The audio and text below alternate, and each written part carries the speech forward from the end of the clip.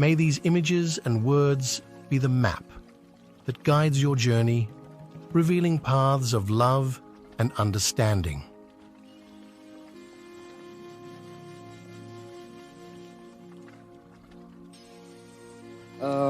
The first question that I want to ask is actually related to me. I'm in the last year of engineering, so now there is a very big decision that I have to make now, and people have told me that if I take decisions from my heart, I'll be successful in life. So, but there lies a problem. The problem is that I don't know which thought is coming from my heart and which thought is coming from my brain. So how can I figure out like which thought is from my heart and which is coming from my brain?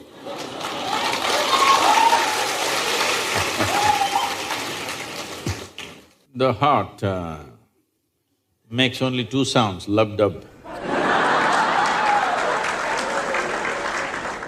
Unless the local girls are disturbing it and it's going crazy. Otherwise it makes only two sounds. Rest of the noise is all coming from your head.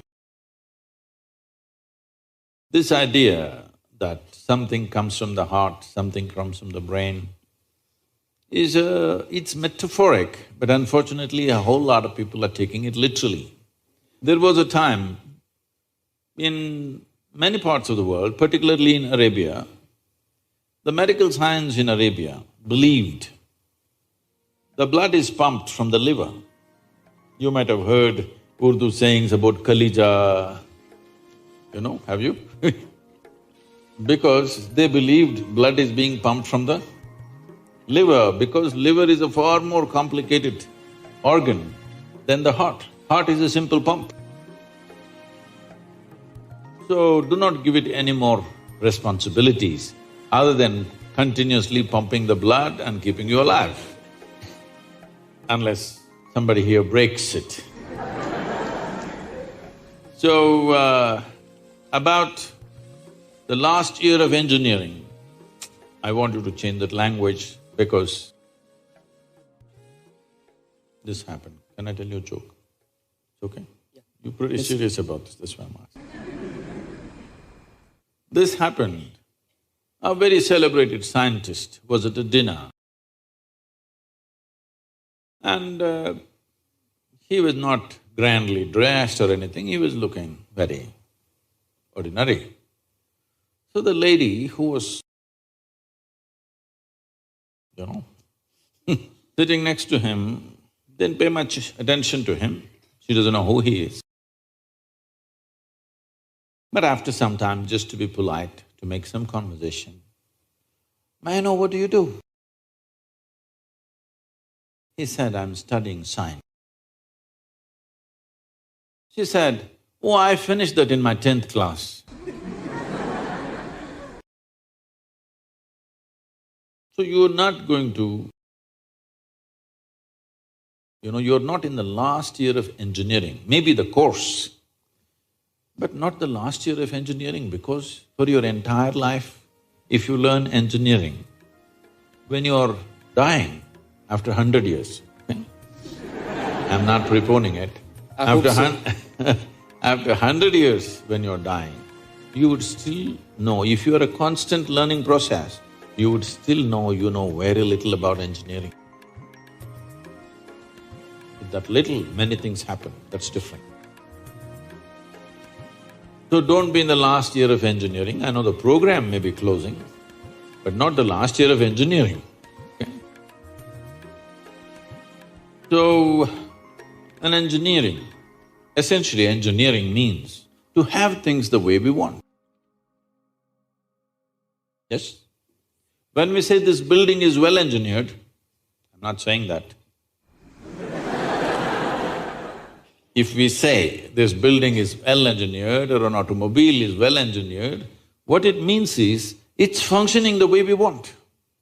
Yes? Of all the pieces of engineering on this planet, of many pieces of engineering, a tree is a fantastic engineering, even a mountain is fantastic engineering. Because it stood there for 1,000,000 years, that means it must be good engineering, isn't it? Yes? Something that stands there for 1,000,000 years must be well engineered. Of all this, the most sophisticated piece of engineering is human mechanism, isn't it so? Hello? Most sophisticated of all the pieces of engineering. Now, because it's a sophisticated piece of engineering, it needs a certain level of attention, otherwise you don't figure it. Now that we gave you such a highly, high-tech piece of engineering, I'm asking you, did you read the user's manual? I think there is no user manual for now. How can they make such a fantastic piece of engineering without a user's manual? Maybe it doesn't come with a booklet attached to your neck when you were born. But indications must be there, isn't it, how to use it? Huh? Is it true somebody who's an athlete or a gymnast or someone else like that learns to use their body than a whole lot of other people? Yes? Obviously, at least one aspect of the physical engineering of the body, they seem to have read the user's manual about the physical aspects. Is it true certain people are able to use their mind better than others? Maybe they read another part of the user's manual. So, now with this heart manual and the brain manual, see, the problem is most people are prejudiced against the brain. This is a question that always comes to me, Sadhguru, I want to meditate but thoughts are coming. The common question everywhere. I ask them, see, I'll make you meditate. We will stop the liver, we'll stop the kidney, we'll stop the heart, we'll stop everything, okay? Oh, no, Sadhguru. So you want the liver to function when you're meditating. You want the kidneys to function. You want even the spleen to function, you want the heart to function. But you don't want your brain to function for some reason. This is simply because brain is a new equipment that you got in the evolutionary process. This level of cerebral development happened more recently compared to the other systems. If you cut open any mammal, they all have all these parts, isn't it? Every part that you have here, all of them have. Even if you open a frog, most of you, your biology department. Even if you open a frog, almost everything that you have, he also has, isn't it? It is only… the big difference is only the cerebral development, which is a more recent happening. Because it's a more recent happening, most people have not figured how to handle it. So, user's manual is very important. You don't read a user's manual just before you discard the machine.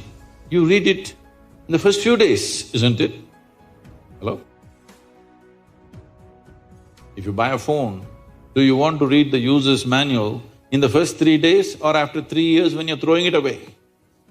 First 3 days, isn't it? So, knowing how this functions is very important. Never did ever heart generate any thought or intention. Well, when you looked at the young girl, heart beat more, that doesn't mean it's saying anything, it's just trying to compensate for the other levels of excitement that's happening.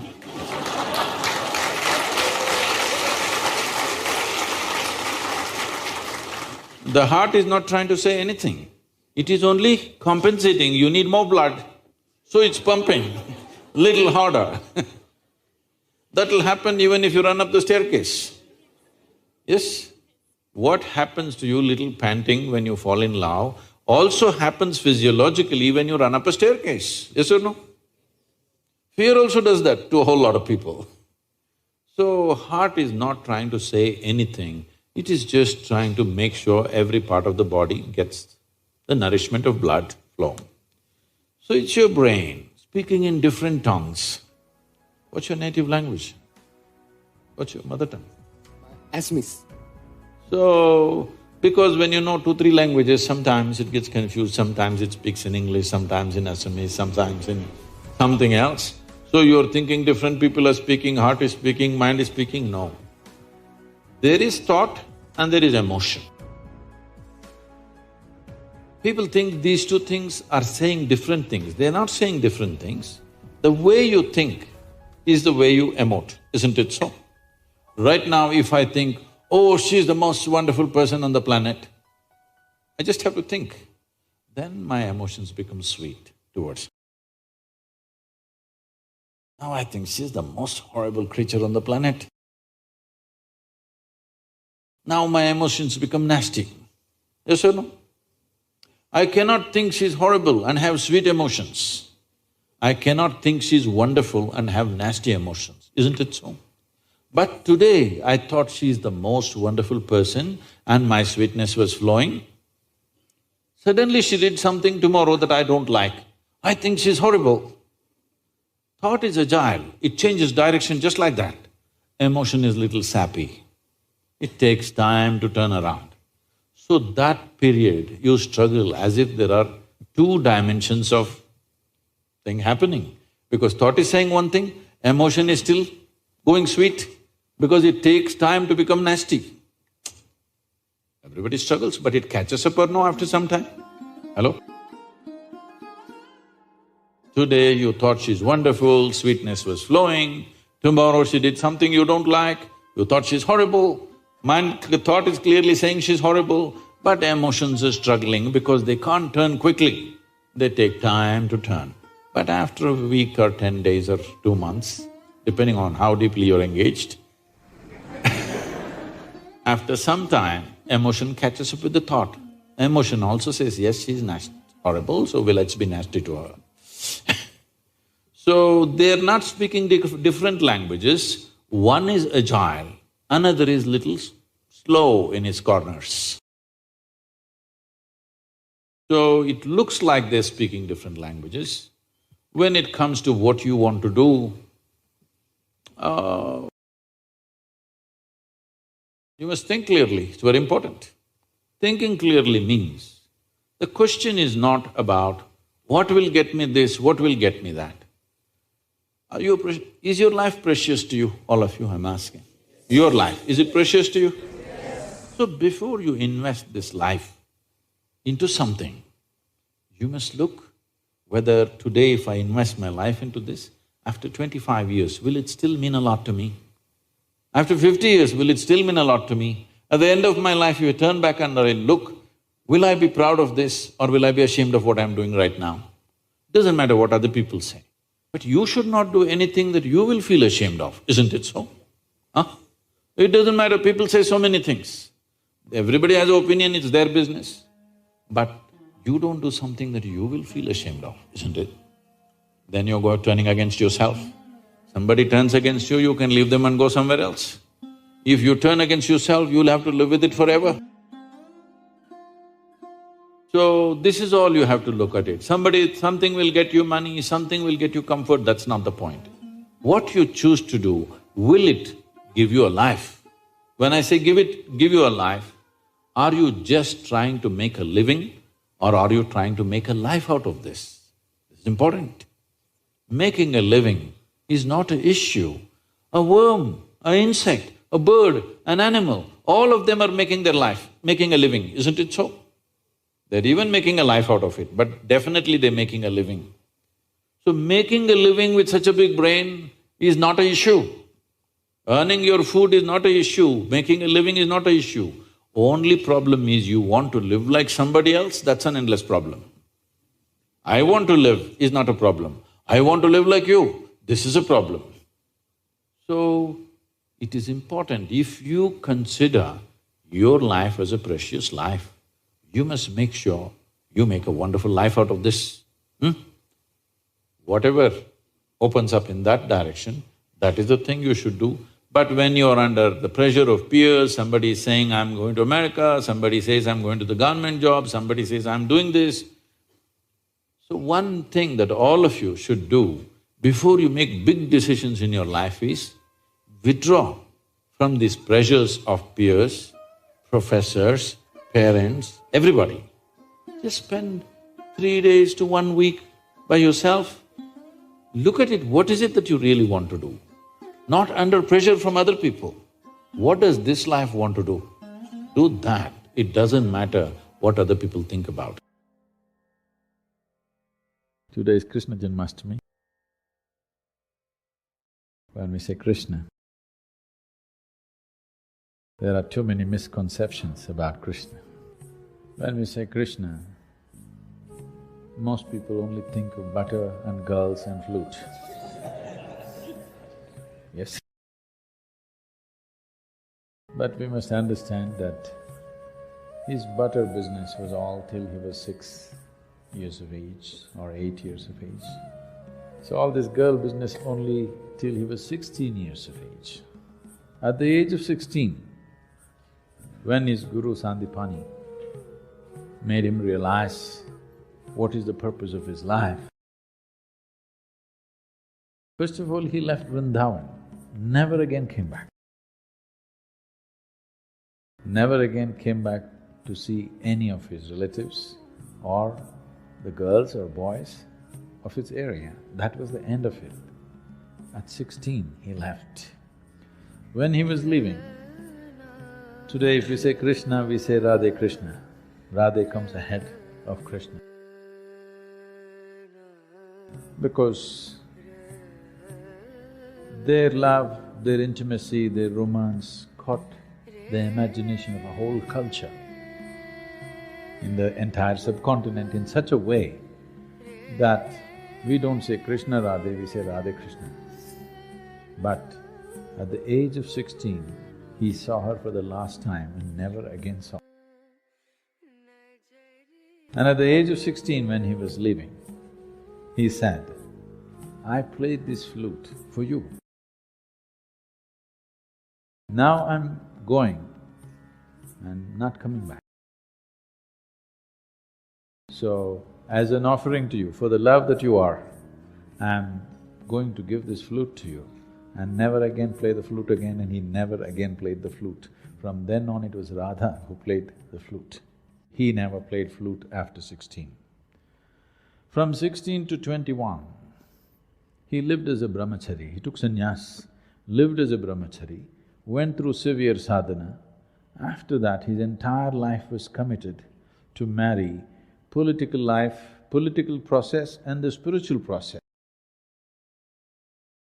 Well, it ended up in a disaster, but he did everything possible. These things are never spoken of. In the northern plains of India, he set up over 1,000 ashrams because he wanted spiritual process not to be a separate thing. He wanted spiritual process to be a part of life. As we live, as we brush our teeth in the morning, we meditate. He wanted to bring spiritual process not as a fringe thing, but as a mainstream life, particularly to the rulers of the country, of those many countries that India was at that time. His mission was to spiritualize the political process of the day. So obviously, those days, political process was not a democratic process, so he thought, the most important thing is, if the leadership gets it, then the benefit will naturally come to the people. People who handle other people's lives, for example, a king or a prime minister or a president of a country today, or even a CEO of a company because they have hundreds of thousands of people under them, once you have such a responsibility, then every thought that you generate, every emotion that you generate, every action that you perform impacts millions of people's lives. When you have such a responsibility, it's very important you are in a good state. What you think, what you feel, must be coming from a certain inner space which will work for everybody's well-being.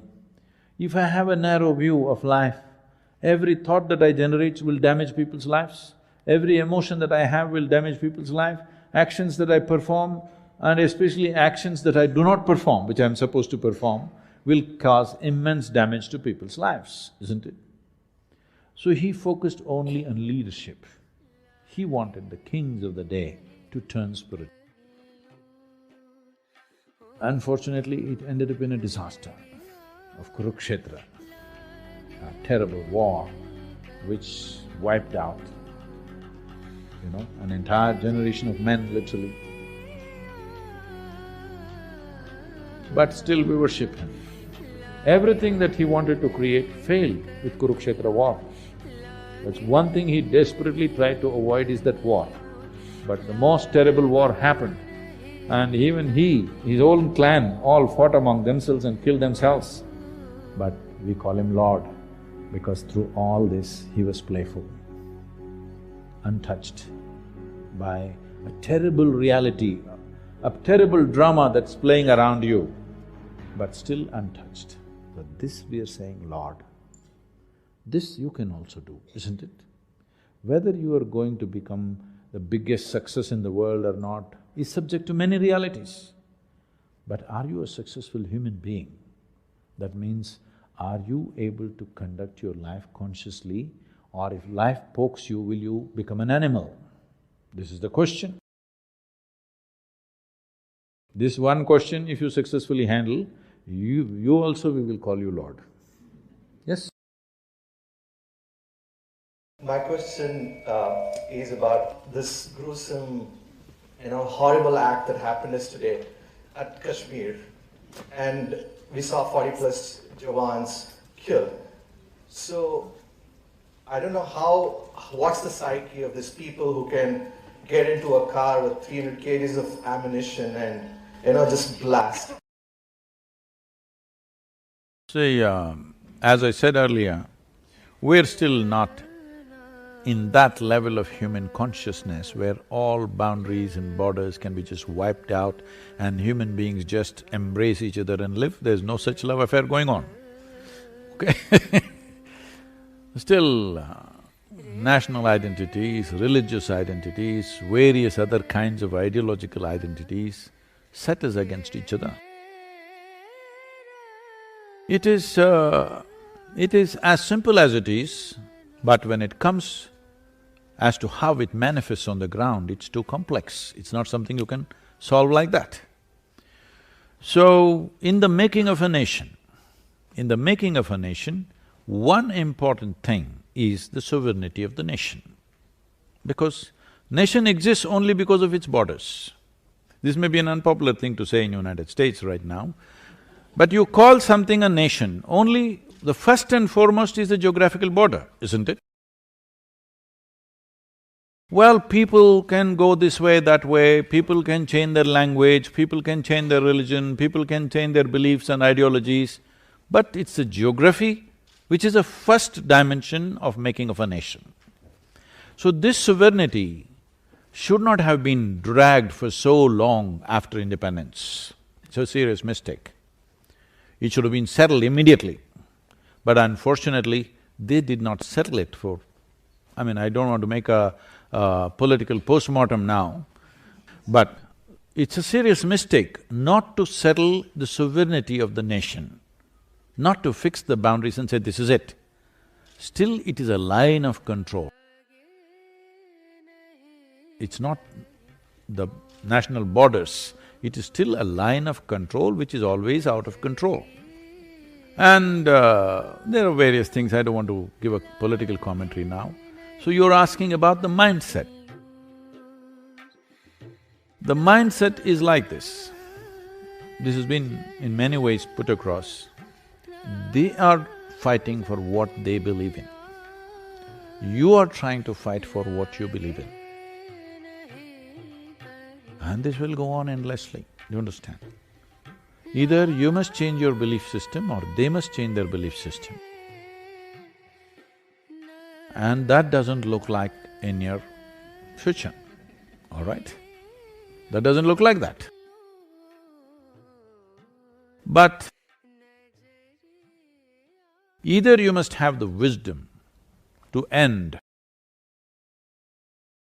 the enmity. You must kill the enmity. You must have that wisdom. If there is no room for that wisdom, unfortunately, it will naturally translate into killing the enemy. It will naturally go there. Whether you am I propounding this? No, it will naturally get there, whether you like it or you don't like it. So just because somebody lives across the border, do you want to kill them? Definitely not. But at the same time, do you want to protect what you see as this nation? This is an unfortunate dilemma of being human. If you were an animal, anybody crosses your boundary, enters your territory, you just kill him, all right? Hello? But this is the dilemma of being human. Somebody crosses your boundary, you may have to kill him, but you don't really want to kill him. This is the struggle of being human. This struggle must be there in a human being always. If this struggle goes away, you will become an animal. This struggle must exist within us, but still acting decisively for the larger well-being of a nation has to happen.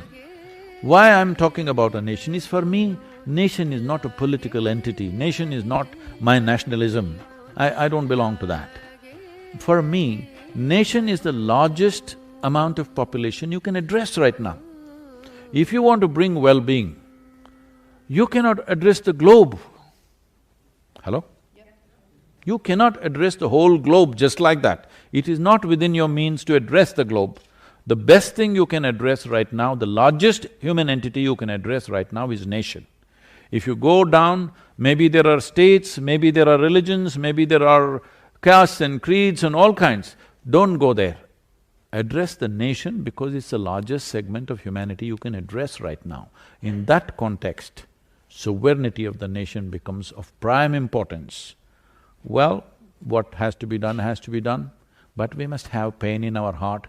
Even when we cause damage to somebody who is a threat to us, we must have some pain in our heart, otherwise we will lose our humanity.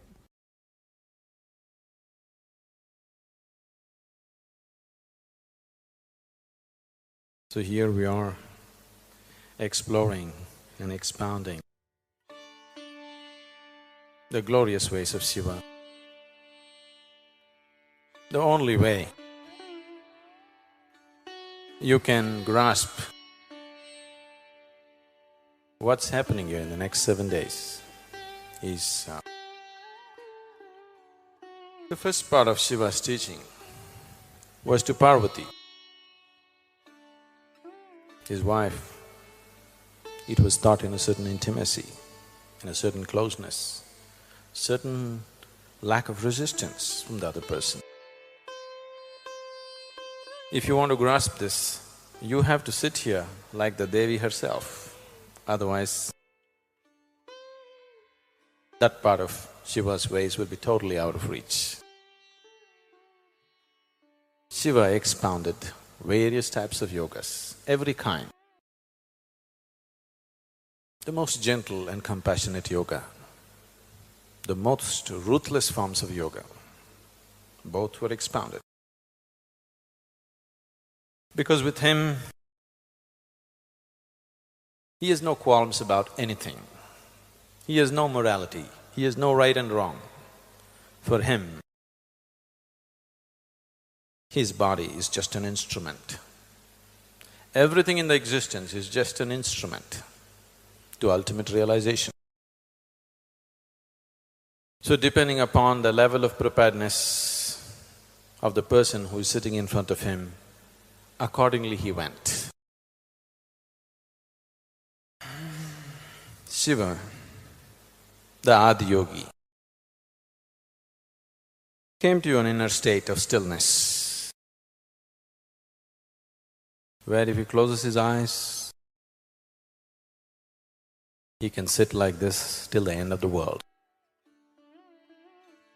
Simply he sat. Himalaya, many of you just went there and came. The mountain is personified. The king of Himalayas had a daughter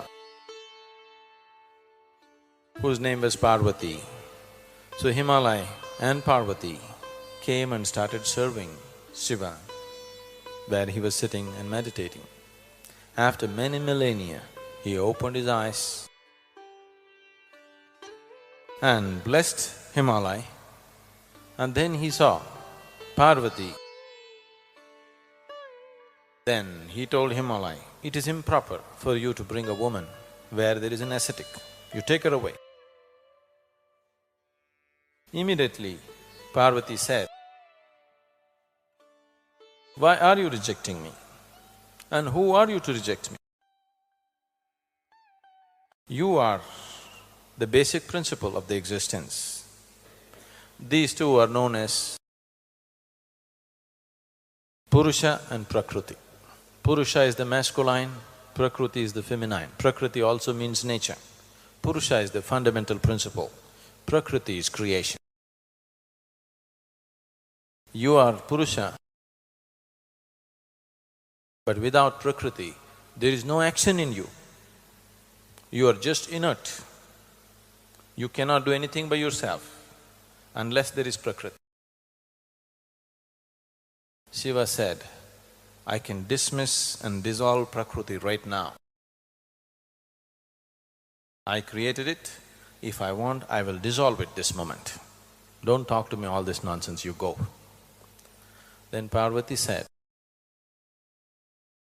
if you have so much power that you can dissolve Prakriti, why are you doing this asceticism?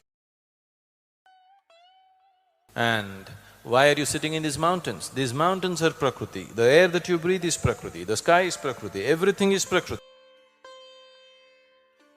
And if you dissolve this, you will have no role to play, you will just become inert, absolute emptiness which you are.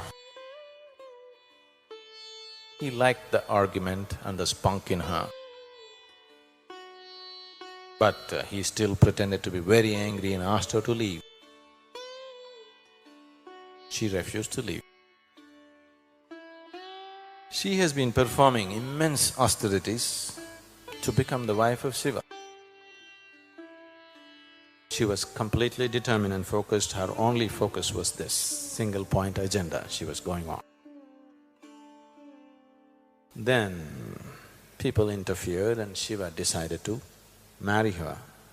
He married, but there was no involvement. He still lived as an ascetic. She was beside him, he accepted her, but he still continued as an ascetic. How will she find fulfillment as a woman? So she was desperate to have a child. So when Shiva was not there, when she was having bath on the banks of Kanti Sarovar, where some of you happen to go this time,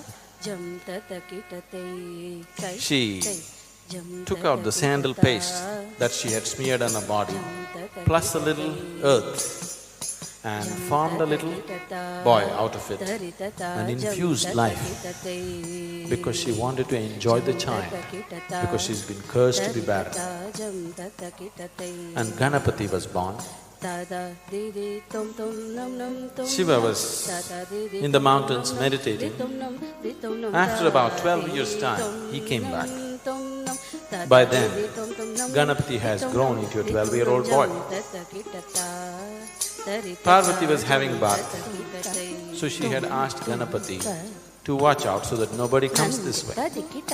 He was standing guard for his mother. Shiva came.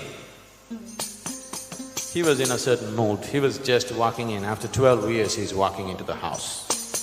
Ganapati stopped him, said, you cannot enter.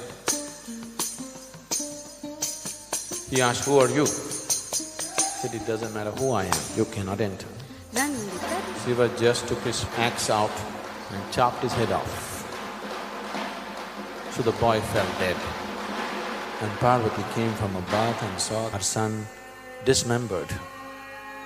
She just went into such sorrow and angry with Shiva, she said, "You have to do something."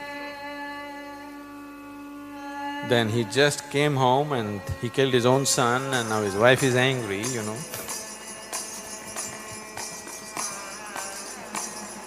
Lot of trouble. Then he sent out his ganas, "Go out into the mountains. The first animal that you see, behead the animal, bring the head. I will resurrect this boy once again." So the first animal they saw was a baby elephant. So they chopped the head of the elephant, brought it. Shiva brought him back to life with an elephant head. So you see Ganapati with an elephant head.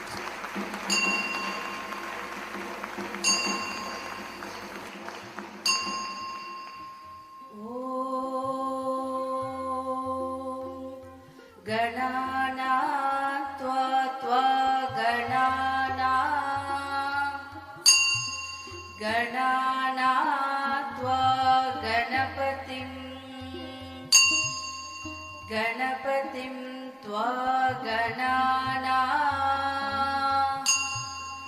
गणाना त्वा Ganpati. And when he saw Parvati's plight, desperately trying to fulfill herself through normal processes of life, Shiva, out of his compassion, said, "This is not the way for fulfillment." And then the yoga started. He started teaching the methods of self-realization to Parvati, saying that having children, bearing children is not going to really lead you to fulfillment. Here is the way, and he opened up the possibility of yoga.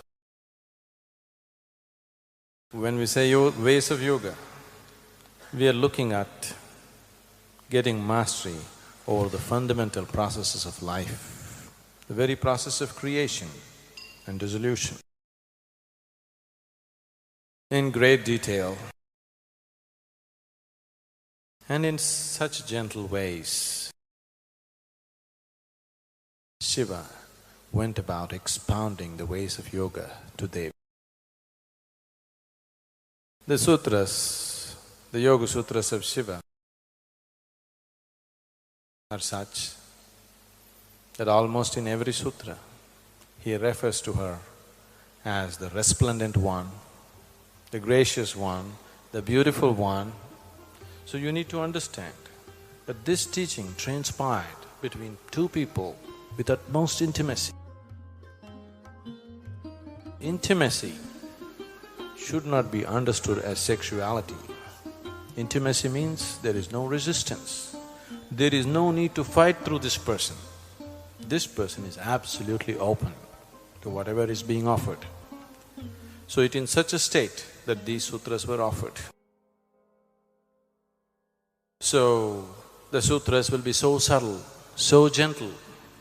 A thinking mind, an arguing mind will wonder, will such a thing work?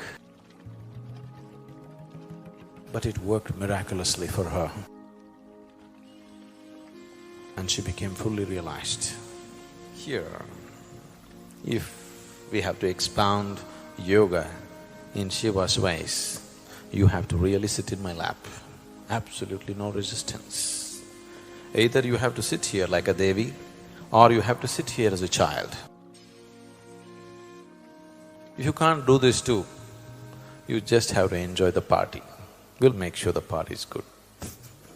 Shiva repeatedly referred to Devi as the resplendent one. So, you must be that way. You must dress that way, you must be that way so that I can refer to you that way, okay?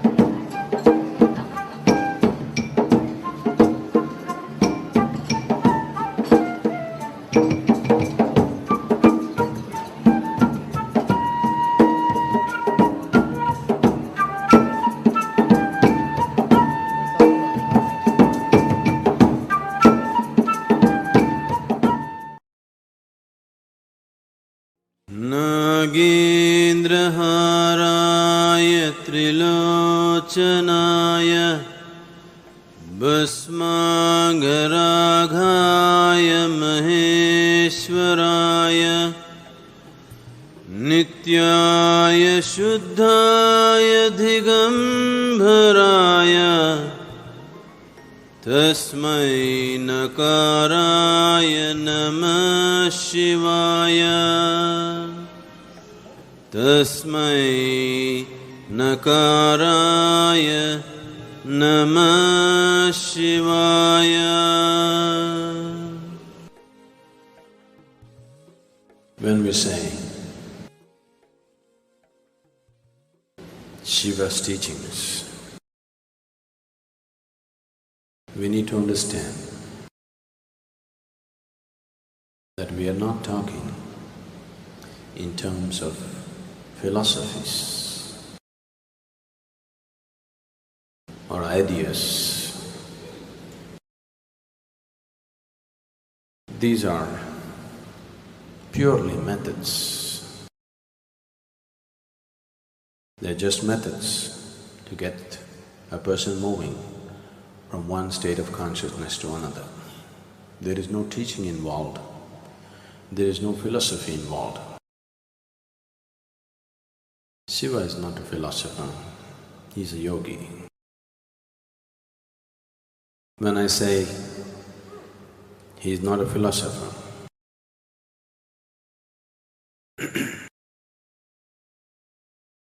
see, it's very easy to be philosophical. In fact, the less you know, the more the chances that you will become philosophical. It's very easy to become a philosopher. You just have to read a couple of books and misunderstand them. You can become a philosopher. The reason why you're talking about something that is written in a book is because you have not perceived, grasped life in any depth. If you had even read a single page of this vast existence, all your life you would be talking only that. There wouldn't be time to talk about anything else. So Shiva is a yogi, purely existential, not philosophical, not intellectual. This is not something that you can understand. This is not something that you have to be convinced about. This is not something that you have to agree with. This is something that you learn to relate with. If you can relate to it and experiment with it will do miraculous things for you. You could become as blissful as Devi became, that she just went mad as a March hare and romped about the mountains for many millennia. We'll curtail the time for you, but we got the mountains, we got the madness, we got everything. As he started expounding the various dimensions of yoga, Devi took on various forms. She became love, she became compassion, she became anger, she became fury, she became deadly, she became very pleasant, she became unpleasant, she took on every kind of form that could happen within the human consciousness. As she took on these forms, they went from the subtle to the more and more intense kind of forms. As Devi took on various forms, the seasons changed, the atmosphere in the world changed, because she is the Shakti, the basic energy behind the existence. As she went into many phases of her consciousness, everything around changed. And then he brought her to a state to make her realize all this is just a play of energy. She is none of these things. What she is beyond all these forms that she can take. And to harness that energy and make it happen the way it should happen is the science of yoga, and the explosion of yoga started.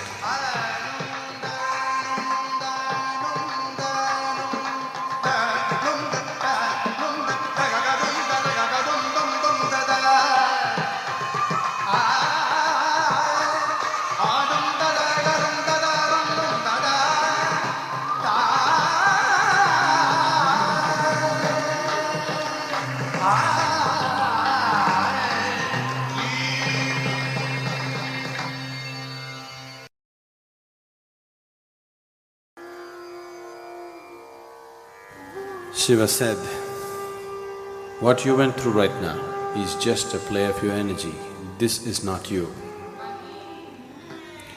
Then Devi asked, how do I realize that this is not me? Then Shiva gave her a simple process.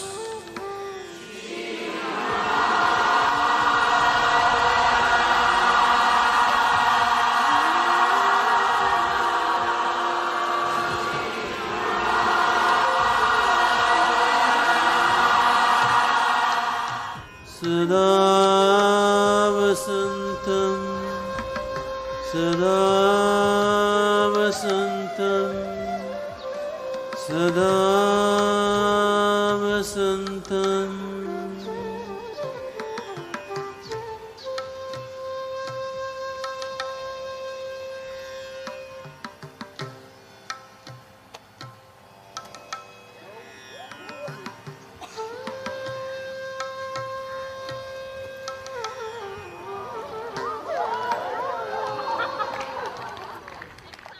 The dancer who is here, her name is Anita Ratnam, probably most of you already know. She is one of the foremost exponents of fusion kind of Bharatanatyam. She is internationally acclaimed artist. She's performed almost every part of the world. So, she will be doing the Nadaradhana. This is a part of the Indian temple culture, that is, the puja or the worship was not just verbal. So people learn to use their whole body as a form of worship.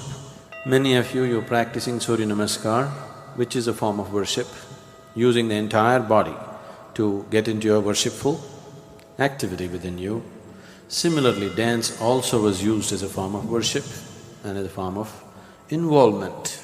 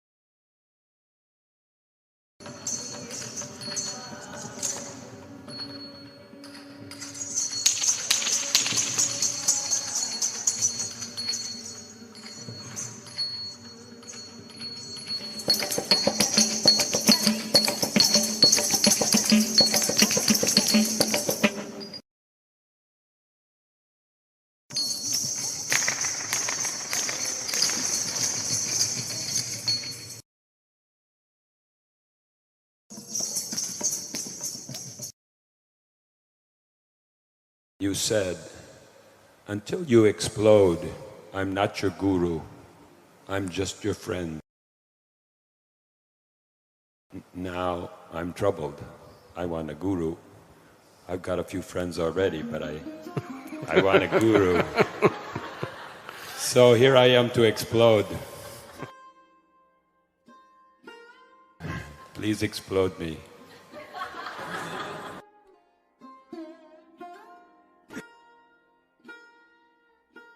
So, I want you to understand, you're sufficiently packed with explosives, every one of you.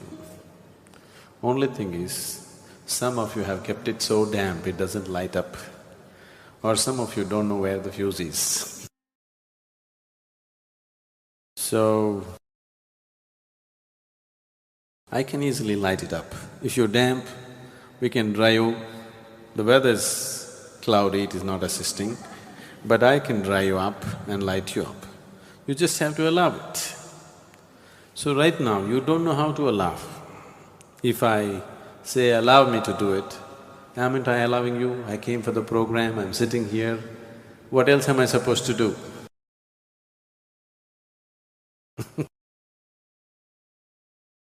So you don't know what it means to allow. So right now I'm telling you, just be involved. Absolutely. Involvement does not mean Shiva. That's not involvement. You just go, simply go. Total involvement. Like, this is the last thing that you're going to do in your life. Like that you must do everything. Every breath, every step, every word, every act. You must do it like this is the last thing you're going to do in your life. With that involvement if you do, I'll explode you. Because you're packed with explosives, every one of you. I don't have to, put any explosives into you, you are sufficiently packed. But damp or hiding the fuse. You don't know where the fuse is, you don't know how to light, you don't have a matchstick. I have all the fire you want. If you just show some involvement, we will explode you. As the story goes, Brahma, as he often does, granted the boon of invincibility to Mahisha, a powerful, ambitious asura. Except Brahma said, I can't give you immortality. So Mahisha thinks and says, make me invincible to any god and any man except a woman. And so when Mahisha begins his reign of terror, Shiva and Vishnu congregate. They not just chastise Brahma, but they also say to themselves, our wives are really too gentle to take on this brute. So we have to create a new divinity, a mighty force whose energy will be as swift as an arrow, unafraid, who will rush forth to shatter any obstacle. She will be the best of us, Shiva says. And so is created Durga.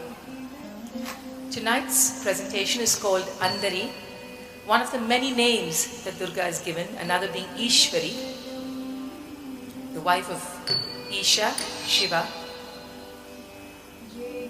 The first scene in Andari describes the goddess as world mother, and as in one of the old epics, she is described as a giant female spider who spins the world as her web from her body. The world is created and she watches with great joy at her creation. But then slowly the dark forces prevail.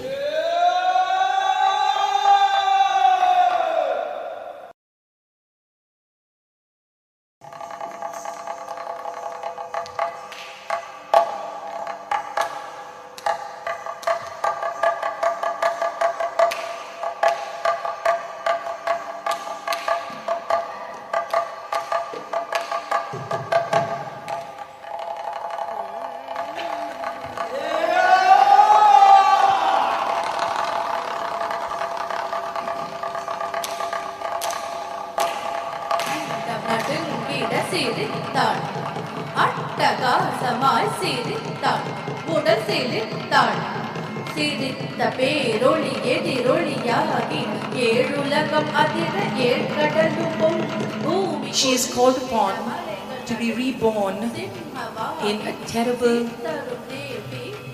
aggressive, powerful form as Durga. ಜಯ ಜಯ ಜಯ ಎನ ಪಣಿದ್ದಾಳ್ ಪಣಿದ್ದಾಳ್.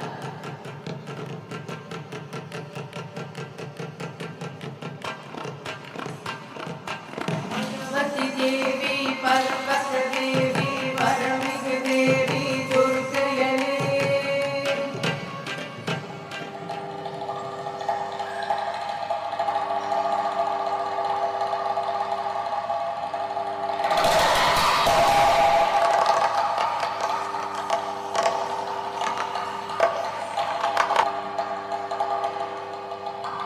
In the great battle that lasts for 10 days and 10 nights, Mahisha is ensnared and victory. The goddess is led in a great procession to the ocean where she is immersed and everybody waits for her return into their homes the next year.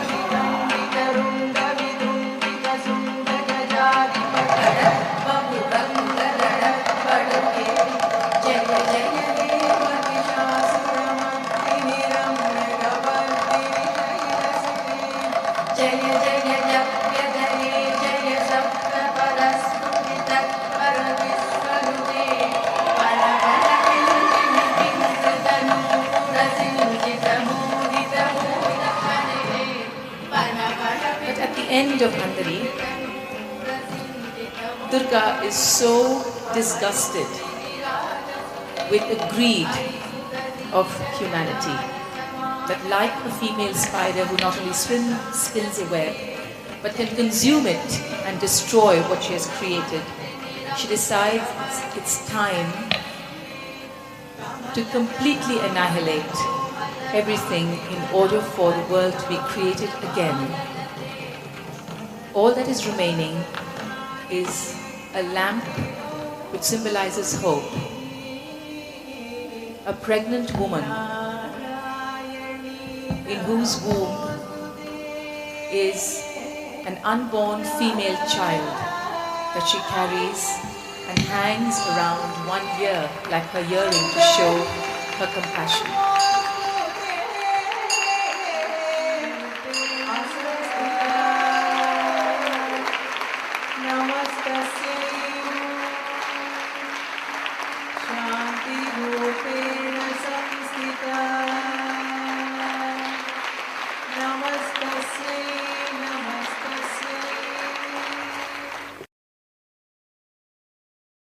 Now that Anita gave us a fantastic display of Durga,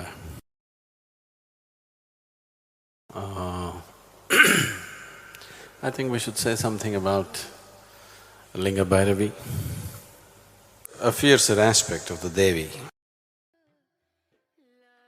in the form of Linga Bhairavi will be consecrated here as a part of the Dhyanalinga temple. It will involve various aspects, it'll be a completely different kind of consecration and a different kind of space and energy. So, this temple will be coming at the southernmost corner of… southwestern corner of the main temple, the parikrama that's coming up. Maybe many of you will have the opportunity to witness the consecration. Sadhguru, I was just wondering that in the stories that you tell us about Kartikeya and the elephant god, or what is depicted in the dance, what is the spiritual message, or should we just hear it as a story, or there's something deeper? When Parvati… I'm telling you another story.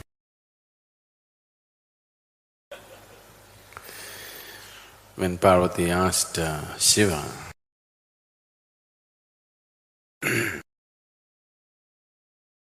of the spiritual significance of many of his actions. I can understand this, you're meditating, I can understand, okay, that is a spiritual thing. But now you're dancing, now you're hunting, now you're drinking, now you're smoking. What is the spiritual significance of all this? And you have all kinds of distorted and demented beings around you. What is the spiritual significance of all these people? I don't see any spirituality in them. Why do you have them around you? So Shiva said, there is nothing in the existence which is not spiritual. Everything is spiritual, unrealized. Now, all the methods that we're talking about, whether it is a story or a joke or a meditation or a process that we're doing, it is just to bring it into your awareness. What is it that you're clinging to? What is it that you have to… what is it that's obstructing you? You just have to look at those things. Don't try to understand where to go. You don't know where to go. What is it that is stopping you? You just have to understand the obstacles. Don't try to understand the route of life, because it's not a dimension to be understood. But you can become that.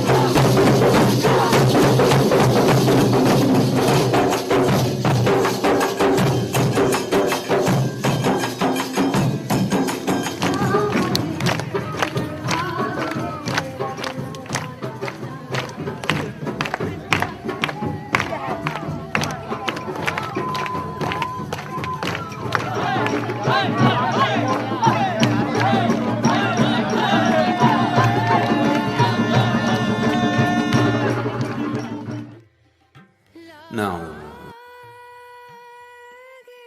one important aspect of your life which doesn't allow you to live your life in total intensity, which doesn't allow this energy to burst forth with great exuberance is self-preservation. Self-preservation means constantly battling against death. Yes? The instinct of self-preservation means constantly battling against death. Or in other words, it is the presence of death constantly there, every moment of your life, whether you're conscious of it or not conscious of it. Every moment, the presence of death is there, which makes you restrained about everything. If death was not there, as it's been removed for you for these 7 days,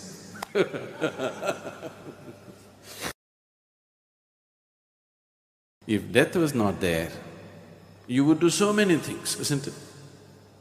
You wouldn't hesitate for anything. You would jump off the mountain if you felt like it. So, tomorrow, the whole day we will spend on death. I want you intensely involved with this.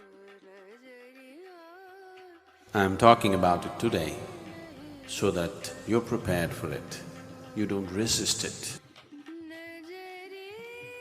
I have already given you the guarantee. 7 days, you're guaranteed. So, tomorrow you must make a huge effort to die. Keeping you alive is my business, okay? The greatest calamity of the human mind is that it is against death. Because the moment you reject death, you also reject life. Either we can refer to this process that you're right now going through as life, or we can refer to this process as death. It is happening. One day it is going to be complete. But the very word death has brought so much fear into people simply because of a complete misunderstanding about the very nature of what it is. The way most people have treated their body, suppose somebody offers you a deal, you drop this old body, we'll give you a new body. Won't you make the deal? You'll make the deal, isn't it? So, you're not afraid of losing the body, that's not the issue. It is the personality, it is your ego which is so afraid of losing itself. Where is your ego located? It's in every part of your body. I'm talking the physical geography of the ego. It's everywhere, but its main location is in the face. So right now, we want to deface you a little bit. For today, you should not be able to look at your face, nor should anybody be able to look at your face. For that we have a device.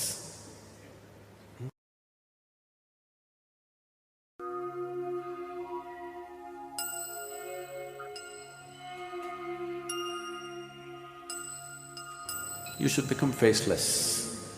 Once your ego is not a problem, then you will see death is not a problem. It's very simple.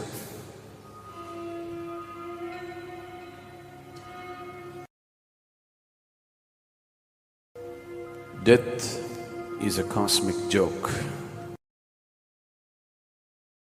If you get the joke, when you fall on the other side,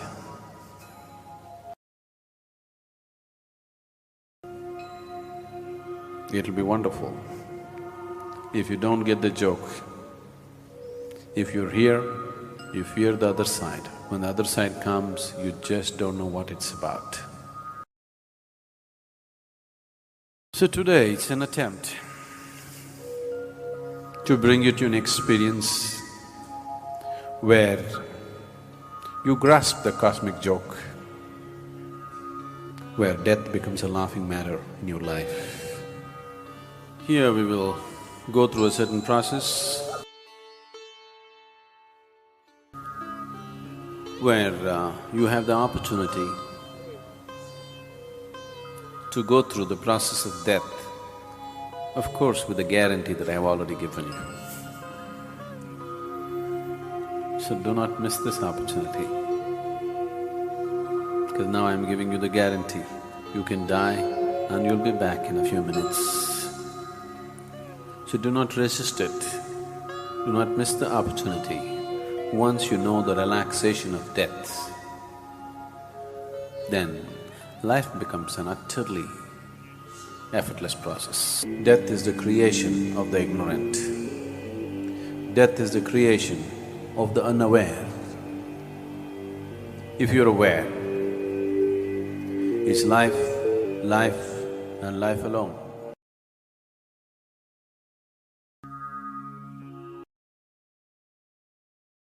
Shiva is a god who should not be named,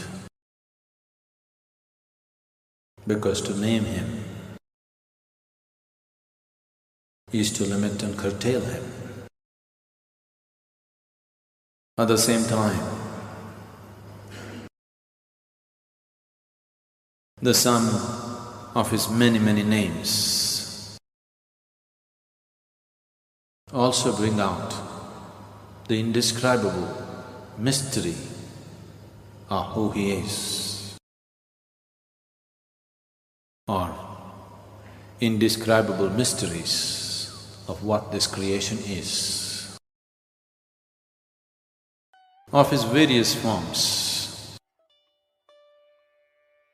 Kala or Mahakala is an important, at the same time a fierce form. As Mahakala, he is the lord of time. As Kala Bhairava, he is the destroyer of time. When we talk about transcendence, when we talk about spirituality, yoga, we are seeing how to go beyond the limitations of time and space. Because time and space belongs to the physical plane of the existence. Once you aspire to be spiritual, what it means is you're aspiring to be something more than the physical. Once you're something more than the physical, that means you're aspiring to be beyond the limitations of time and space. It is only the foolish, it is only the ignorant who will try to stop the process of death. The aware, the enlightened are seeing how to make death into a tremendous opportunity to move from one dimension to another. Anyway, nature is releasing you from the physical. If you do it with the right sense of awareness, that could become your ultimate liberation too. Here today, Santosh will present a certain dance piece on Mahakala. That's because you don't have the right color of the skin.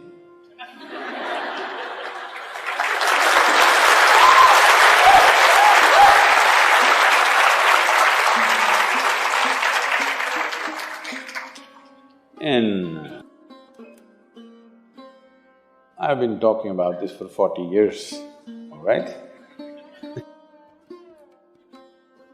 And I have seen hundreds and thousands of people who just become healthy and well simply because they're not fueling up all the time when the tank is filling. In the yoga center, everybody eats at 10 o'clock in the morning and at 7 o'clock in the evening. Our lives are very physically active. There are no automobiles inside the ashram, it's a large place. Everybody either walks or cycles. Even if you have to go to the dining hall, it's a kilometer. If you want to go to your workplace, it's half a kilometer, 1 kilometer, like this. All the time, people are physically active. So everybody is very hungry. By the time it's 3:30, 4 o'clock in the evening, they're extremely hungry. But we learn to live with that because hunger, empty stomach and hunger are two different things. Hunger means your energy levels start dropping. But empty stomach is a good thing. In the yogic sciences, today modern science also is coming in line with this. But what we know by our experience, you will spend $1 billion to come there. Because research is all about how many $1 million, that's how it is.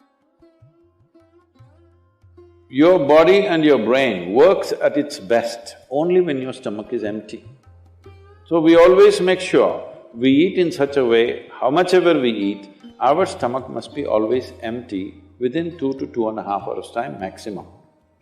So we go to bed hungry always. People think they cannot sleep. They can sleep. On an average, for 25 years on an average, I slept only 2.5 to 3 hours.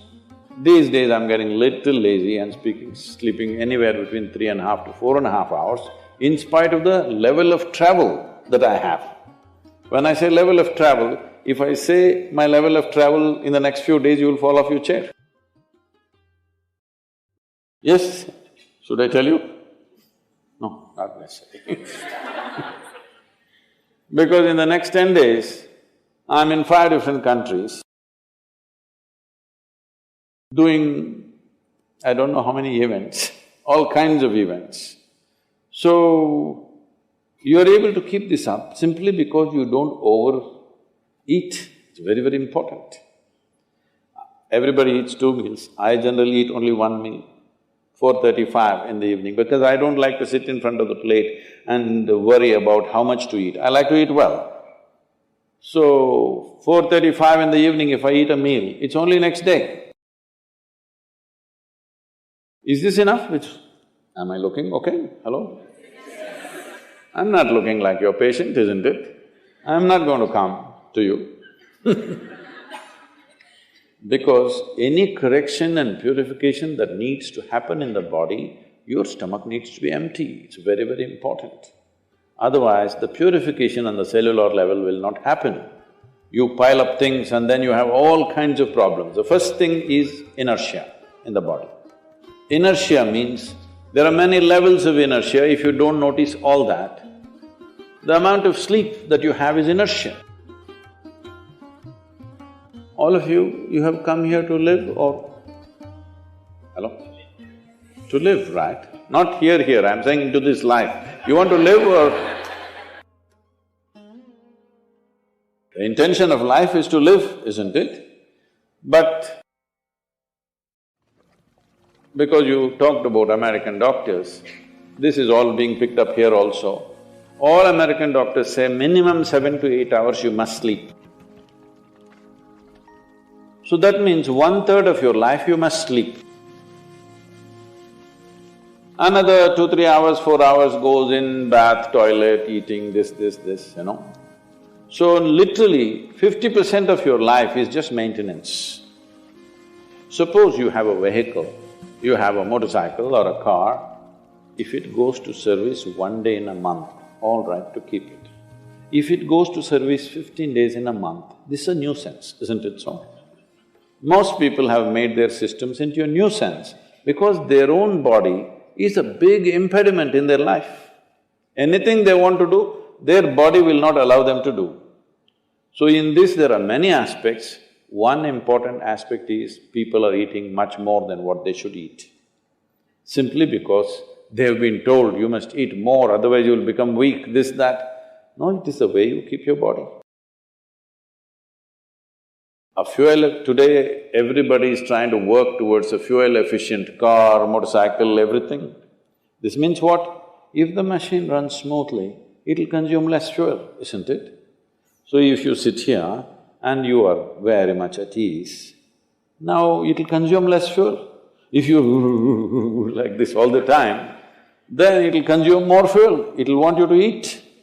Compulsiveness will come about this. So, this new name, intermittent eating you should see, in United States, people come to our programs will run 10 hours, 12 hours. So, but they will come with some biscuit and something else. They say, I have sugar intolerance, I have to eat. I tell them, you just be here, you're not going to die, I'll ensure, because I don't want anybody dead on my hands, all right? I'll make sure. You first day, no, I have to eat. By third day, they gave up all that. 12 hours without food they sat there, they're perfectly fine. See, health is not something you can do from outside. Health is something you have to do from within. From outside, when something goes wrong, you can seek some help. But all the time something is wrong with you, this means what? You're a faulty machine. Yes? All the time something is wrong with you, why? That's not how this is designed. This is designed for health. Every cell in your body is designed to create health, isn't it? They're all working hard to create health, except you. So, minimum 8 hours gap is what is recommended in yoga. Between one meal and the next meal, there must be an 8-hour space. If you do this, you will see half your problems of health, whatever you have health problems, minimum 50% will go away in 6 weeks' time. If you do certain other things which may right now seem little extreme to you, if you have a little yogic practice, something meditative within you, then you will see 90% of your problem will go off. 10% if it still persists, we can treat it. Now, it's become like this, the healthcare systems, especially where there is heavy insurance policies. People are eating and drinking all kinds of rubbish, go to the doctor and say, fix me. It's not how it works. She said, I hear that monks are looking for shelter in many homes. Why don't you come and stay in my house? Gautama said, if she's inviting you with so much affection, you must go stay there. Then people saw, see, he's gone. Gautama, the Buddha, with a large group of his disciples who was continuously traveling, made a rule that during the monsoon season, those 2.5 months, you can stay in the same place. The rule for the sannyasis or the monks who were with him is you should never stay in any place for more than 2 days. Normally, the monks were sheltered in many homes. So this rule he passed, more than 2 nights you don't stay in one house because it will be too much of a burden for the host. They are housing 10 people, you don't stay there for a month. 2 days, it should have been 1 day. 2, because you have walked a long distance and come. Bit of recovery time. But during the monsoon season, he said, up to 2 to 2.5 months you can stay in one place because walking through the jungles of that region during the monsoon season would be treacherous and many would lose their lives. So this is a time like that. They stayed in a large town and they were spread across in many homes. The monks went out to get their alms from the people. Ananda or Ananda Tirtha, as he was known, who happened to be Gautama's elder brother before his monkhood, went out and there was a courtesan or a prostitute in the town. She gave him alms, looked at him, a handsome young man, tall and straight. She said, I hear that monks are looking for shelter in many homes. Why don't you come and stay in my house? Ananda said, I have no issue, but I must ask the Buddha as to where I should stay. Then she became really taunting. She said, oh, you're going to ask your guru? Go and ask him, let's see what he says. So Ananda brought what he had collected for the day. Gautama was sitting, he came and placed it at his feet, and everybody is supposed to find food and shelter wherever they go. Ananda asked, like this lady is inviting me, can I stay there? Gautama said, if she's inviting you with so much affection, you must go stay there. The townspeople who were sitting here, they said, what? A monk is going to go and stay in a prostitute's home? This is it. This spiritual process has become corrupt. Gautama looked at them and said, why are you so worried? The lady is inviting him. Let him stay, what is the problem? They all started getting up and started shouting. He said, wait, I am on this path because I see this is the most powerful way to live. Now you're telling me her ways are more powerful than my ways.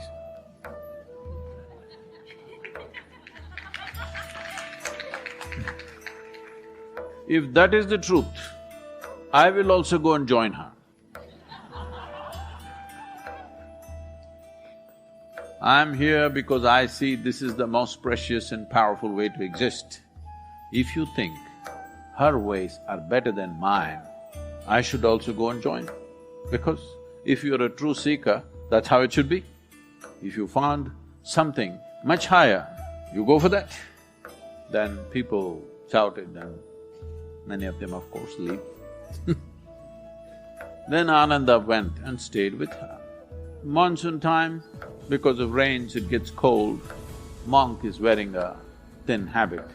So she gave him a nice silk wrap. He covered himself. Then people saw, see, he's gone. She made nice cooking and gave it to him, he ate. Then in the evening she danced for him. He sat, watching very carefully, with utmost attention. Then when they heard the music, this is it, finished. Things went on.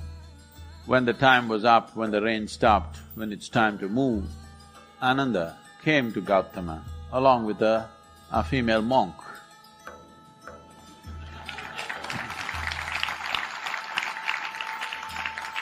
So, the power of being on the path of truth has been there, but has been many times at its height, but never got mainstreamed. I see that today, because of our ability to communicate, because of the tools of technology, the natural longing, the innate longing in a human being to find truth. This is not a thought thing. This is not something that been taught to people that you must seek truth. It is natural for human intelligence to seek what is highest.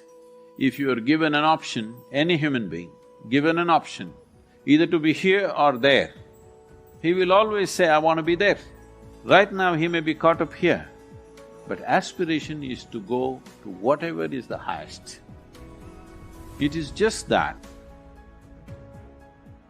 we have to show him that there are better highs than getting drunk, there are better highs than drugs, there are better highs than being caught up in social drama, there are better highs than being better than someone else. We just have to show it to him, we have to make him understand there is a better high. Forever, many sages, saints, yogis, gurus have been doing this, but as I said, they were gentle people. They didn't have a voice like me.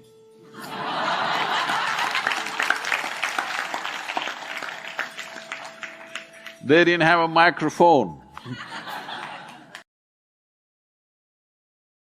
They didn't have tools with which they could speak to somebody there. They could only speak to people here. In spite of that, they did tremendous things. For their times, many of them did tremendous things out of sheer grace and energy. Millions of people around them, they transformed. Millions of people around them, they put them on the path of truth, on the power of truth. But a time has come where our ability to communicate is such, we can make truth slip through every door. We can make truth knock on everybody's minds and hearts. Never before this was possible. Technology has rendered us to this place. I feel this is the best age ever to make truth mainstream, to be truthful, to aspire for truth, to seek truth, the main force on the planet, because we have tools that nobody ever had. Now, the essence of all this is, first thing is to understand the nature of how existence is happening. Either you can look at this, or you can look at the atom, or you can look at the universe. If you want to look at the universe, it is complex, it is difficult because you don't have a gallery seat, you know. There is no… it is not like a stadium, you can sit somewhere and watch the whole universe. Very difficult, you can only see it in pieces. If you want to watch an atom, nobody has seen an atom, do you know this? Do you know this? Even in a super electron microscope, you can't see an atom. We have observed its activity, but we have never seen an atom as such. But we have broken it. We are capable of breaking things that even we cannot see. That's our… We are very proud of this these days. We can break anything. We can make it or not is a questionable thing, but we can break anything we want. Even if we cannot see it, we can break it. Now, what you see and what you do not see itself is a very dicey thing in the sense, what is it that you can see? Right now, can you see my hand? Yes. You can see my hand only because my hand stops light. If my hand did not stop this light, if it allowed light to pass through, you wouldn't see this hand, yes? Or in other words, right now your visual apparatus can see only those things which stop light. Anything that allows light through, you cannot see it.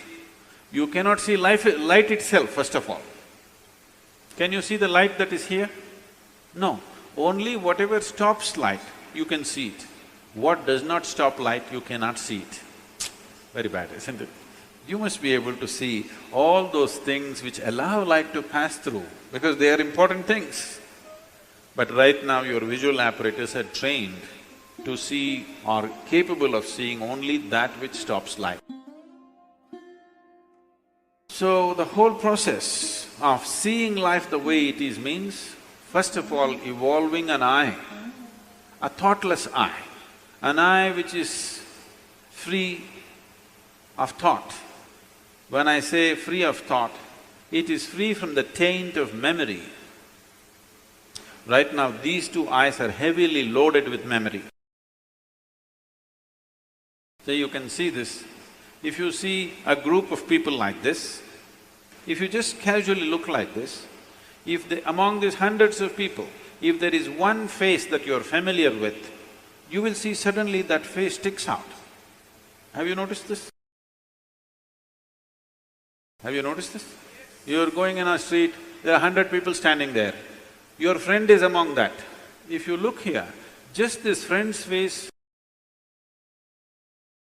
is more clear than the rest of the faces, because this eye works with memory. The more memory you have, the better it sees. No memory, it cannot see. Memory means an accumulated past. Memory means information. Memory means that which does not exist but acts out as if it does. Memories are more real than reality, isn't it so? Yes, sir? So I want you to understand, everything in your life is run by memory. Not just your computer stick. Everything in your life. When I say memory, not just what you carry here, your very body is a body of memory. Why? If you eat a banana, it becomes a masculine body, and if she eats a banana, it becomes a feminine body, is simply because of the memory that it contains, isn't it? The information that is stored in this body and that body is different. Same banana, it becomes a man, same banana, it becomes a woman. Yes or no? Huh? Are you eating different types of bananas? Same thing, same food if you eat, it is becoming one way. In one person it is becoming dark skin, in another person it's becoming fair skin. How? The memory that you carry. Do you remember your great-great-great-great-great-grandfather? You don't. But his nose is sitting on your face. Your body remembers, isn't it?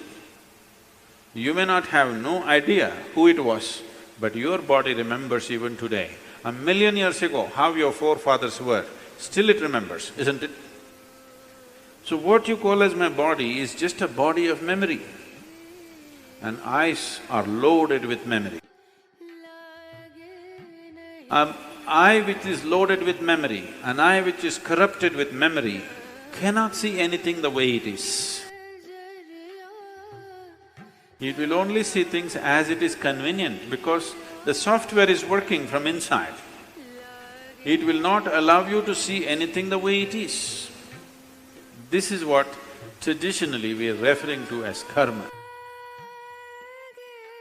It is there in your body, it is there in your energies, it is there in the way your chemical reactions happen, it is there in your brain, it is there in your mind, it is there in everything. In the very physical energy that you carry, there is memory, because you will see each person's energies behave differently from the other, simply because of the type of memory it carries.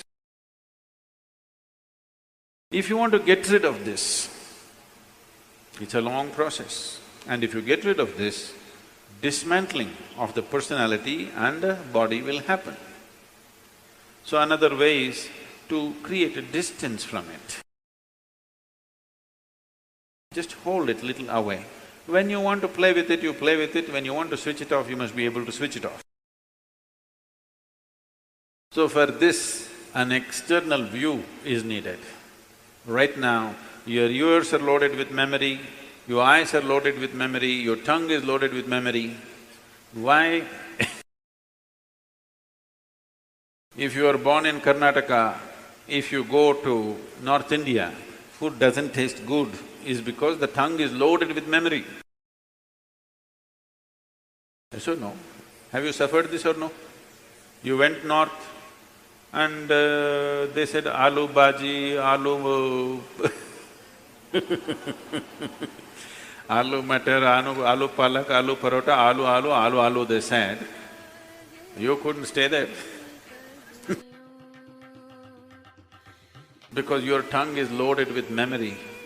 It wants the same things back, otherwise it will suffer. So what being loaded with memory means is a cocoon of the past is holding you. It will not allow you to even move into the present. A cocoon of the past holds you, and you allow it to do this because it feels safe. It creates a cocoon. There is safety, but in safety, there is also imprisonment. You're really safe if we lock you up in a safe, isn't it? But the problem is you can't get out. That's the whole problem. Walls that you build as self-protection, they also become the walls of self-imprisonment. That is the nature of life. If you lock yourself from inside or outside, it's the same thing. As long as you do not open the door, whether somebody locked you from outside or you locked yourself from inside, there is no difference. Anyway, you're imprisoned, isn't it? At least somebody locked you from outside, you can at least complain and scream. You locked yourself from inside, you can only be depressed. You cannot even scream. At whom will you scream? So this process of what we are looking at is the memory imprints itself on all levels, right up to the elemental level. From the 5 elements which function here, from just after that, memory's work starts. So when we utter the word karma, it is not one simple formula, or it's not, people are saying theory of karma. We are not talking about any theory. We are referring to a certain reality. Karma means memory.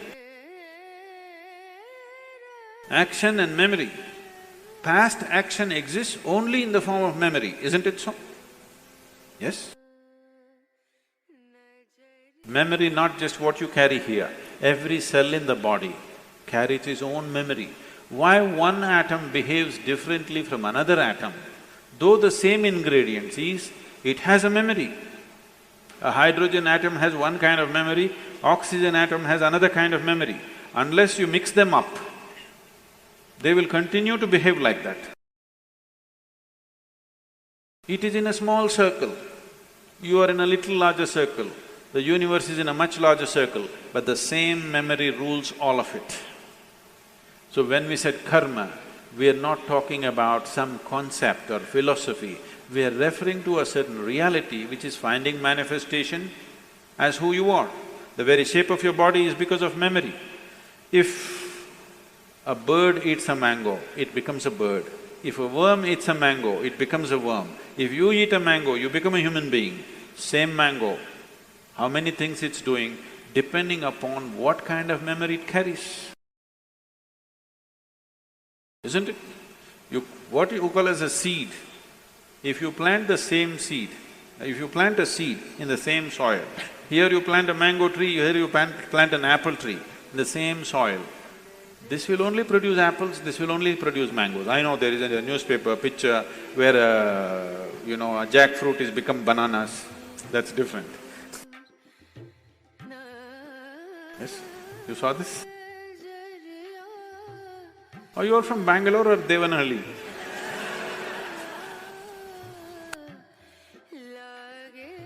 No, you didn't see this? A bunch of bananas are coming out of a jackfruit for some reason. That's a freak.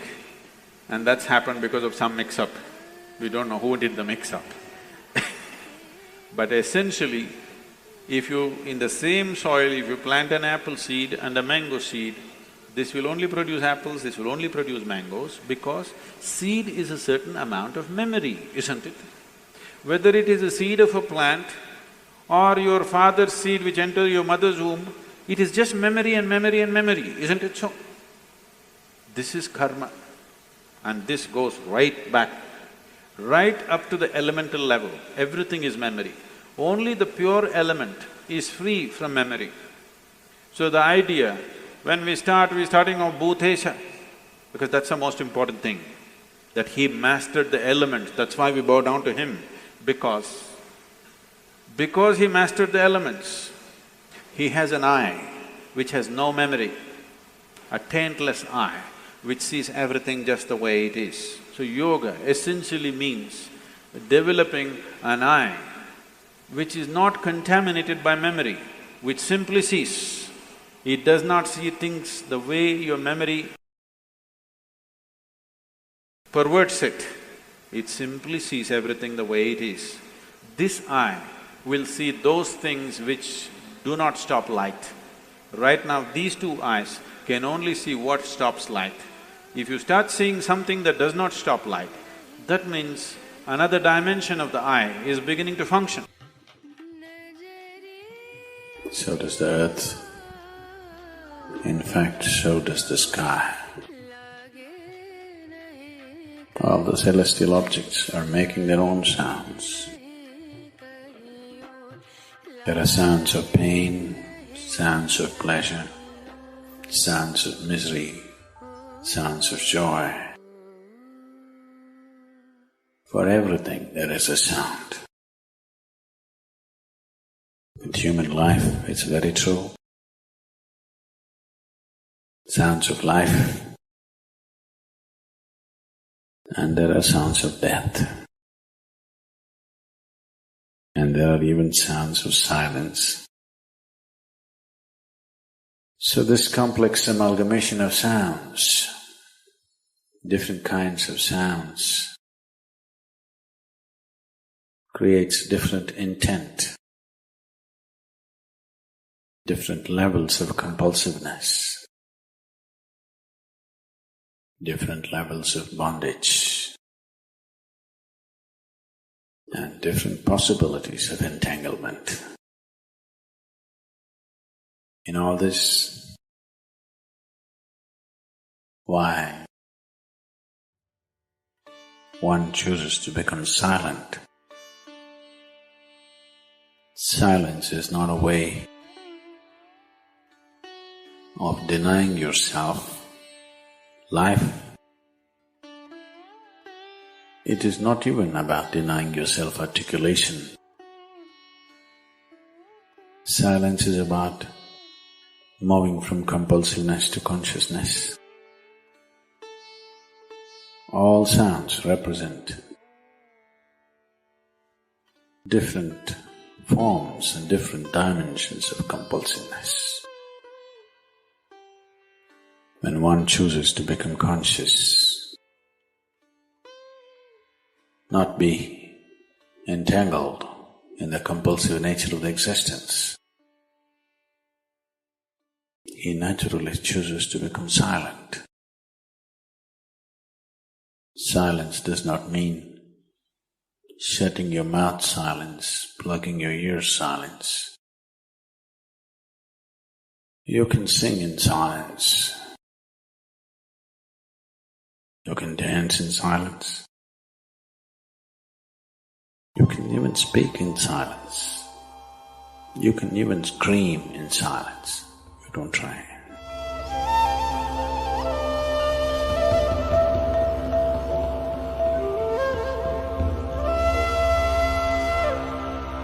That does not mean when everybody is silent you scream. That is not screaming in silence. Because sound is of the surface, silence is of the core. It is only the surface which makes the sound. See, now the water is hitting the surface and making the sound. Deep down, there is no sound. That is so with life. On the surface, it is a very complex mesh of sounds, a maze of sounds happening. But at the core, there is no sound. There is no word for no sound in English language. We call it nishabd.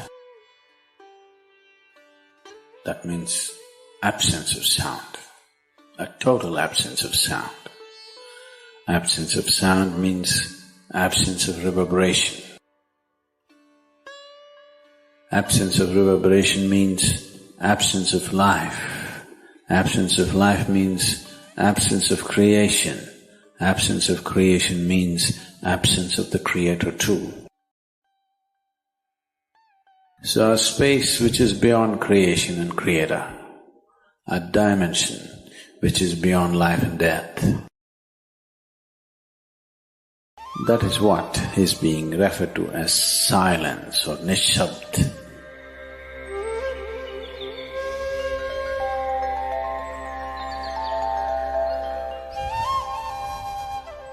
One cannot do this. One can become this. Commonly, there are two words employed to describe this. One is maun. That means you're practicing silence, you're not silent. You shut your mouth and you're remaining in maun. This is not nishabd. Maun means you're practicing silence. If you're practicing something, obviously you're not that. Are you life or are you practicing life? I'm asking you. Are you life or are you practicing life? Practicing life? No, your life. Maybe not very well practiced, but your life. Similarly, there is a difference between practicing silence and becoming silence. Practicing silence starts as a certain restriction, but slowly, as one practices silence, one can possibly become silent. One can become silent in intense activity, but nobody can keep up intense activity forever. Moments of intense activity are only moments. Nobody can sustain it. You'll expend yourself. Only if you can achieve it in inactivity, it is sustainable. If something is possible only in intense activity, it is never sustainable. In a very intense and ecstatic moment of singing, somebody may become or taste a moment of silence. But how long can you keep it up? Your throat will tear, and your neighbors may kill you. Possible. So this possibility of coming to silence or becoming silent also means to become still, to become utterly still. Stillness can be achieved in so many ways. If you watch a snake, he's still. If you watch a tiger which is on a hunt, absolutely still, charged but still. These are all different dimensions of stillness practiced for survival. If a snake moves too often, he'll get killed. If a tiger does not know how to be still, he'll never get his food. These are all acts of survival. A human being, for survival, he has to be active. Only when his vision falls upon something which is beyond survival, then he will think of stillness. Then he will understand as he observes himself, as he notices the complexity of one's compulsions. He understands the only way to solve it is to become still. To train this body, to train this mind, to become still, takes some effort. If one is simply blissed out, he will become still. But otherwise one has to work. Bit by bit, one has to work to bring this body to absolute stillness. Most people cannot hold their body in one place for any length of time. They're all the time in moment. As it is said, a man is ill only because he does not know how to be still. Because in stillness, you are in touch with a dimension way beyond creation. Once one is in touch with that, there is no such thing as illness. If I sit here and the body rots and falls down, still there is no illness, it's just there. Because, in fact, when one becomes utterly still, he may not be able to hold on to the body unless he learns the tricks, the mechanism of the body. So why should I become still? Will I lose my body? Anyway, you will lose your body. When the time to lose your body comes, if you want to lose it gracefully, then you must know at least a little bit of stillness. If you want to put your body down like you can put this piece of cloth down, with the same ease, with the same gracefulness, then you need to have some stillness in you. Otherwise, you and your body, you have to be torn apart, which is an ugly thing to do. When you're being torn away from your body, it is an ugly and painful thing to do, unless you can keep it down. there's no grace in life. So if one has to attain to that grace, at least a certain amount of stillness has to enter your life.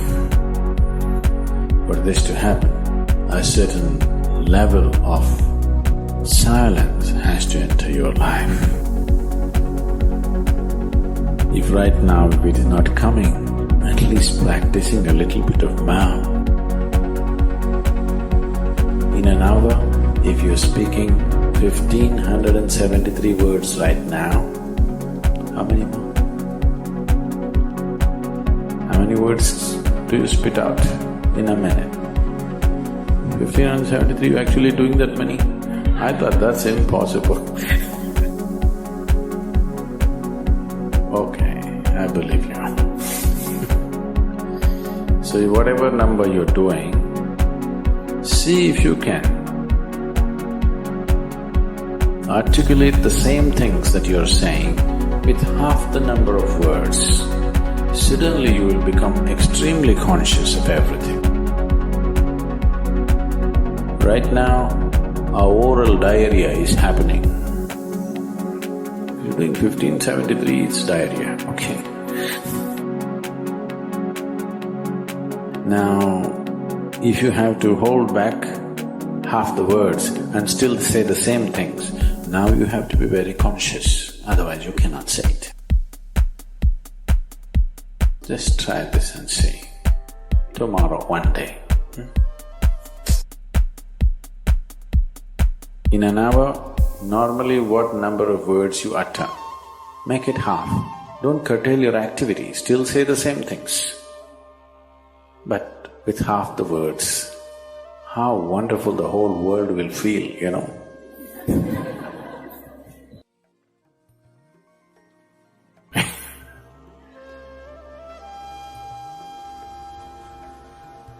World will be a wonderful place, I'm telling you, tomorrow, if everybody does this. Many marriages will be saved.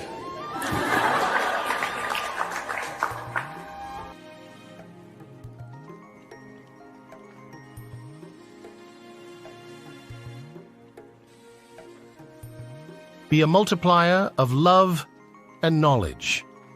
Share this video with those you love, and together, let's spread light throughout the world.